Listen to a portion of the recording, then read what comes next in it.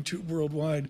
Handsome Nathan Dean, he's senior U.S. policy analyst. Nathan, given the midterm elections, is the House, is the Senate, are they frozen? So they're not exactly frozen right now. I mean, the Republicans have this reconciliation bill, this effort by President Trump to fund DHS, ICE, and Customs and Border Patrol to get that done by June 1st. But after that point, pretty much everything else at Congress, minus some smaller bills, will be effectively frozen in advance of the midterms. We like to joke that, come June, all 435 members of the House of Representatives and 1/3 of the Senate, they don't want to be here in Washington because every day they're here in Washington, somebody's back home campaigning against them. So, it's one of those things where legislation is going to quickly dry up. So it's go time. I can't point to anything they've gotten done to date. Maybe I'm just not paying attention, but it's just unbelievable. It just seems like the lack of productivity here. So talk to us about these elections here, Nathan. What's the feeling in D.C. these days? I guess what the lay people like Tom and I, what we hear is, the House is certainly in play and maybe even the Senate here. What's the feeling in D.C.? So that's the same feeling that you're hearing around the halls on Capitol Hill. I mean, if you look at the prediction markets, both the Kalshi and the Poly market contracts are giving the Democrats about an 85 to 88% chance of taking the House. Wow. And you're looking at probably around 20-seat flip if you were just going based off of the Cook Political Report. Now, on the Senate side, it's a little bit murkier. According to the Poly market, Kalshi contract is around 50-50, and there's 4 seats to watch. I would argue Texas is probably not one of those seats, but it's Maine, North Carolina, Ohio, and Alaska. Those are probably the seats to watch, especially those Alaska and Ohio seats. So, one of the things to keep in mind, though, is that if you do get gridlock is something that we've seen in Washington time and time out. It doesn't mean legislation doesn't happen. It just means that those broad reconciliation bills don't happen.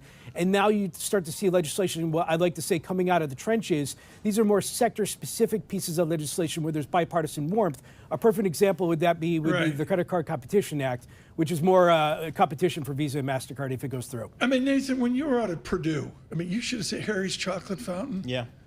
He was living there. That's where he did all his studying. Nathan, when you were out at Purdue, you had to study populism. Huey Long, not Huey Lewis, he was a singer. Huey Long, William Jennings Bryan. What's Nathan Dean's take on what the GOP does after Trump? So, it's actually a really interesting argument about this idea of economic populism. And a lot of this is driven by Vice President J.D. Vance. And this is where you're starting to see pockets of bipartisan, what I would call warmth between the parties here. And that will be, gone is the era of the GOP equals good for big business. And so you're going to start seeing a lot more headline risk, at least within the next 2 years, related to economic populism. Things like capping credit card interest rate caps at 10%. That's not ever going to go through Congress right now. But if you see 2028 emerge and you see these presidential contenders really try and embrace economic populism, those ideas could then go into the mainstream. So put it in your brewing risk for a couple years from now. I love that. Can the Democrats do the same thing? Can they develop Nathan Dean warmth? I think so. But from the Democratic side, it's really important to note is that there's a difference between 2026 and 2028.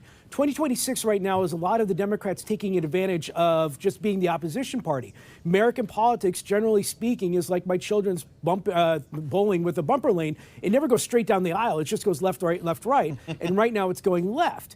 So, but for 2028, the story is going to be different from the Democrats. It's who is going to be the leader of the Democratic Party and who is going to take up that mantle for being the presidential nominee. Now, I would argue that I think probably for 2028, that's going to be somebody from outside Washington. Think of a governor, because a governor versus a senator running for president, a governor could often come back and say, look, this is what I've done in my state. Yep. A senator can say, this is legislation. It's a little bit different of a story there. Nathan, what happens if in these midterms the Democrats take both houses, the Senate and the House here? What happens then? So there's really 2 things for the markets to pay attention to. One is President Trump loses the ability to have nominees, specifically the Supreme Court nominees. This is why you're hearing gossip around Washington right now that Supreme Court Justice Alito may be retiring. Senator Majority Leader John Thune even just said yesterday that the Senate is ready and willing and standing by for that. But the other thing is, for the markets, it's really this idea of the bully pulpit. Now, President Trump won't have the ability to drive legislation, but he'll have the ability to drive the bully pulpit to try effectively changing things at the industry. But the Democrats know that as well. So if the Democrats have the House Oversight Committee, for example, they can investigate companies and say, look, we're going to look into you. The companies can come back and say, look, you can't touch us. You just have Congress. There's nothing else you can do. The Democrats will come back and say, yeah, for now. But in 2028, that may change. Right. And when companies don't want to be in the eyes of Washington, Right. that's going to be a very difficult message for those companies. Just brilliant. Civics learned at Purdue. Nathan Dean, thank you so much. Driving all of our U.S. policy analysis at Bloomberg Intelligence. Paul, I'm sorry, the tape improves. Futures